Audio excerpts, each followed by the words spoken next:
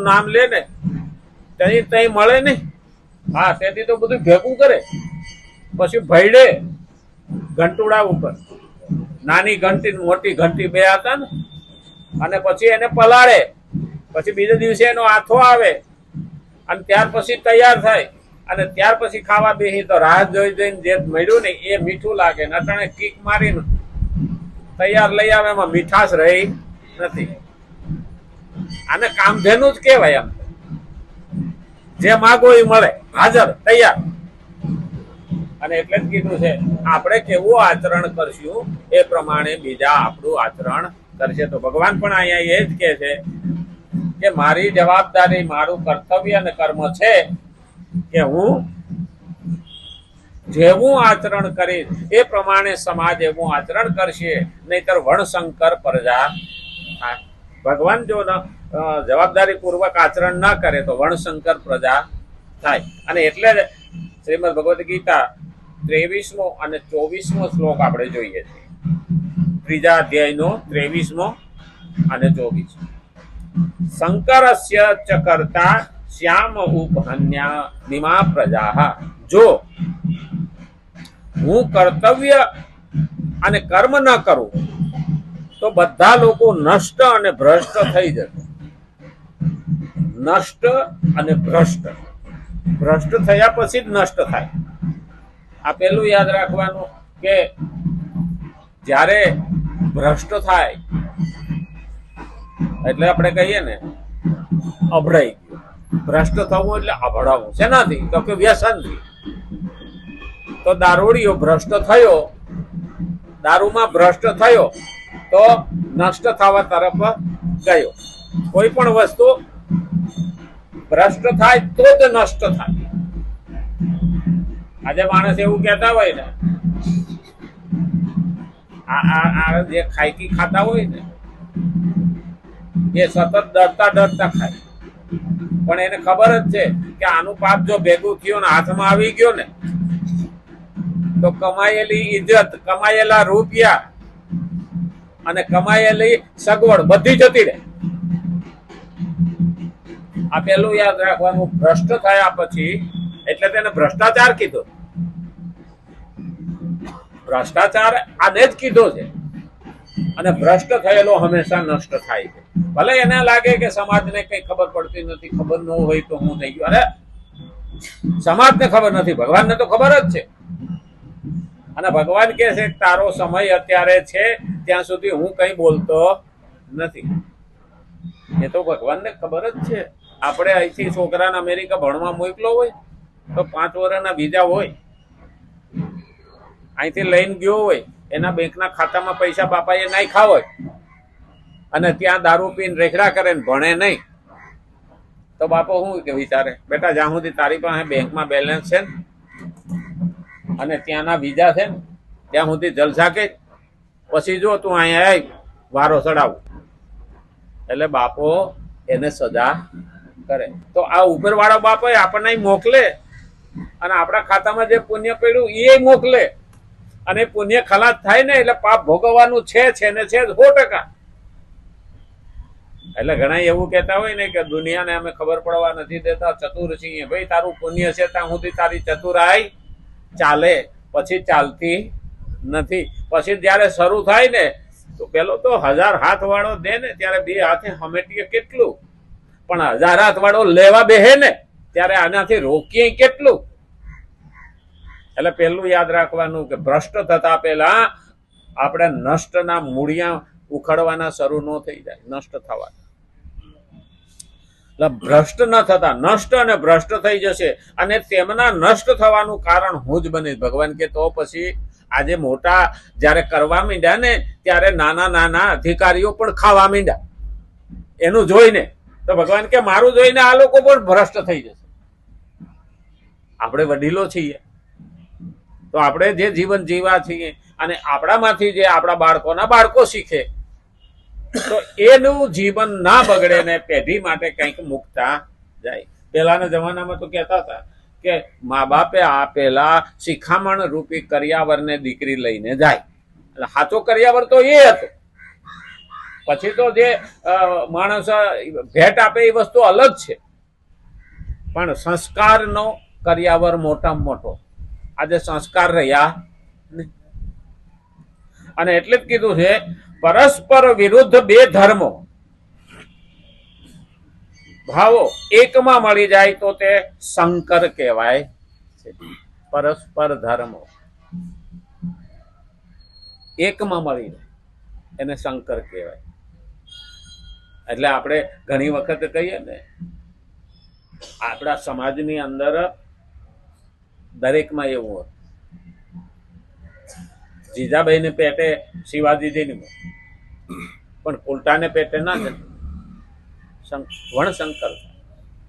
કારણ કે ધરા વિના ધાન ના નીપજે, કુળ વિના દીપક ના હોય, જેસલ જખરો નીપજે, જેની માં હોથલ પદમણી હોય. એવું એવી નારી પણ એવી હોવી જોઈએ. નારીને નઠારી ન કીજીએ, નારી રતન નિખાણ, નારી માંથી નર નીપજે, ભક્ત ધ્રુવને પ્રહલાદ.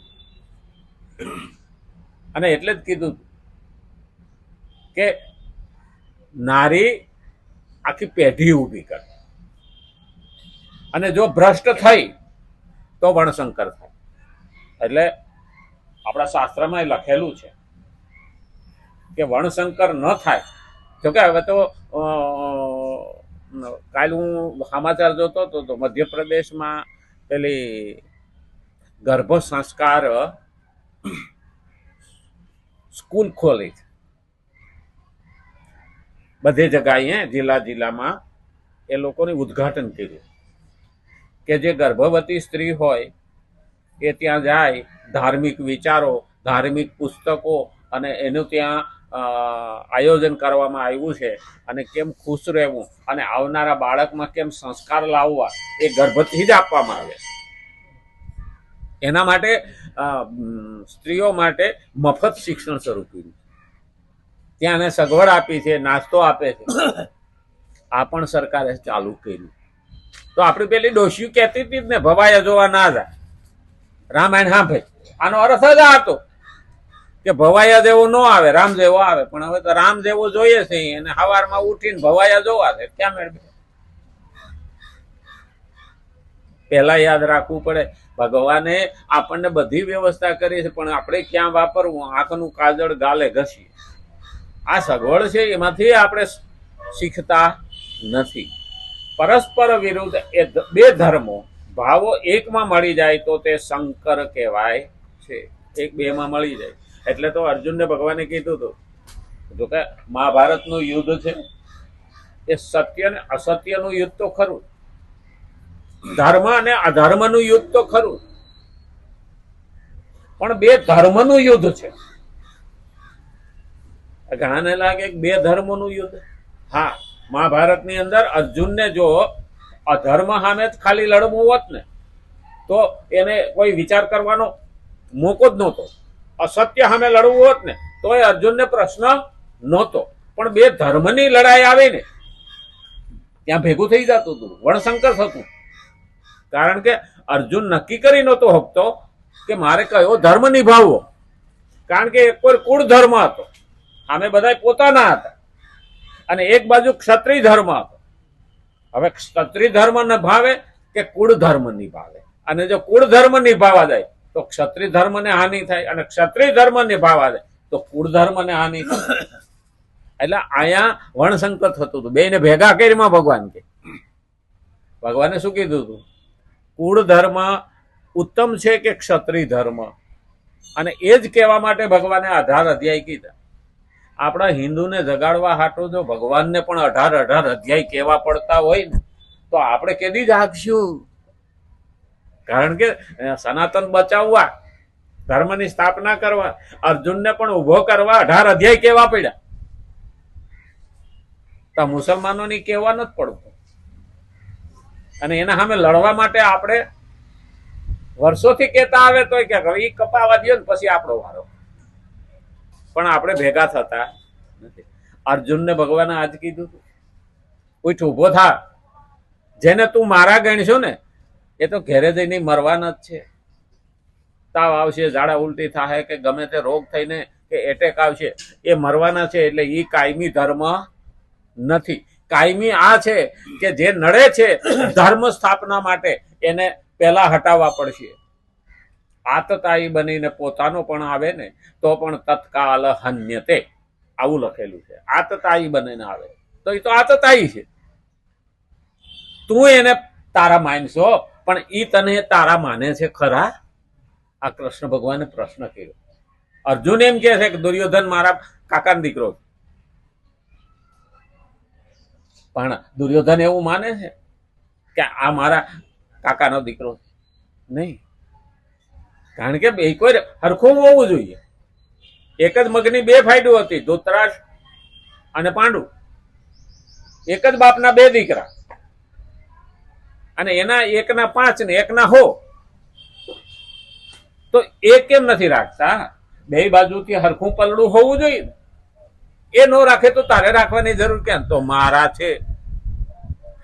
હવે આપણે મારા કરીએ ને તો મૂર્ખા ઠરી. અને એટલે જ કીધું માણસને એક વખત માફ કરાય પણ બીજી વખત માફી અપાય નહીં. અને બીજી વાર જે માફી આપે ને તો હાલો મોટો માણસ ગણે, પણ ત્રીજી વાર આપે ને તો મૂર્ખો ગણે કે મૂર્ખ છો. વારે વારે તું એને માફ કરશો તો એ તો અજાણી ગયો છે કે આ લાત મારો, જરૂર પડશે ત્યારે માફી માગી લેવું. આવા માણસોથી ચેતી જવું. નમન નમન મેં ફેર હે બોત નમે નાદાન, બેદલ મુખી બમણો નમે ચોર ચિત્તા તમામ. અને એટલે જ કીધું છે બે ધર્મો વચ્ચેની લડાઈ. અને આ બે ધર્મોમાં વિરુદ્ધ બે ધર્મો એકમાં મળી જાય તો તે શંકર કહેવાય છે. વર્ણ શંકર. શંકર આપણે શંકર ગાય કહીએ, એ બે બીજના ફલિત કરેલું છે.